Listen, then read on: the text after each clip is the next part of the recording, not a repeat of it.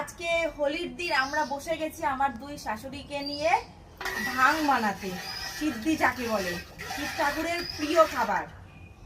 আর আমার শাশুড়ি এই যে ভাং দিয়ে দিচ্ছে, দেখো। আমরা ভাং কালকে পাচ্ছিলাম না, এত জোগাড় করে না হলেও মনে হয় 10 থেকে 20 জনের কাছে জিজ্ঞাসা করে করে করে করে তারপরে ফাইনালি পেয়ে আজকে আমরা সিদ্ধি বানাচ্ছি। এর মধ্যে অনেক কিছু গেছে, দই গেছে, তারপরে তোমার আপেল, আঙুর, কলা, সবকিছু, কাজু কিশমিশ সব একসাথে পেস্ট করে তারপরে এর মধ্যে আমরা দিয়েছি।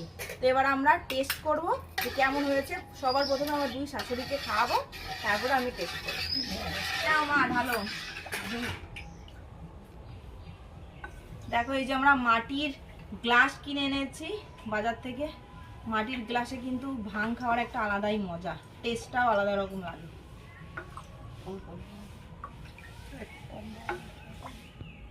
আরে আজকের দিনই তো খাওয়া, একদিনই। তোমাকে আমি ডেলি ডেলি খাওয়াবো? এত সুন্দর যত্ন করে, তাই বলো। তাহলে খাবো না। জোরে বলো, কোনো অসুবিধা নেই।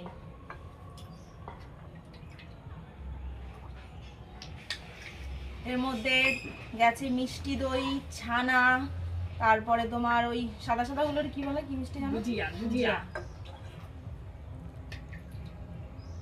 আর ফলের মধ্যে গেছে আপেল, কলা আর আঙুর, আর বেদানা উপর থেকে একটু ছিটিয়ে ছিটিয়ে দিয়েছি, দেখতে যাতে ভালো লাগে।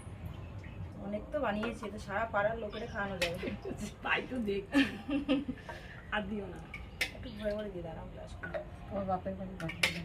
হ্যাঁ হ্যাঁ, সবাইরে খাবো আজকে। বাপের বাড়ি, শ্বশুর বাড়ি, দিদির বাড়ি, ননদের বাড়ি সব পাঠাবো। এই যে আমাদের দেখো বানানো হয়ে গেছে। এবার আমরা এক এক গ্লাস করে নিয়ে সবাই খাবো।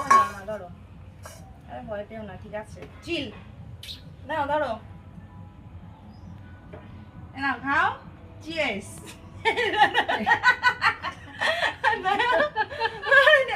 চিয়ার্স সব কিছুতেই করা যায়, থামস আপ দিয়ে করতে পারো তুমি। চিয়ার্স মানে যে মদ তা না। খেতে ভয় পাচ্ছি। কিচ্ছু হবে না, কিচ্ছু হবে না, খাও তুমি। এক গ্লাসই তো খাবা। টেস্ট না ভীষণ ভালোই লাগে। হ্যাঁ, গ্লাস খাবো না।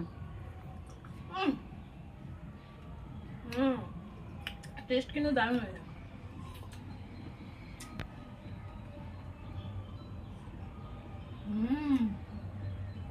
একদম অমৃত।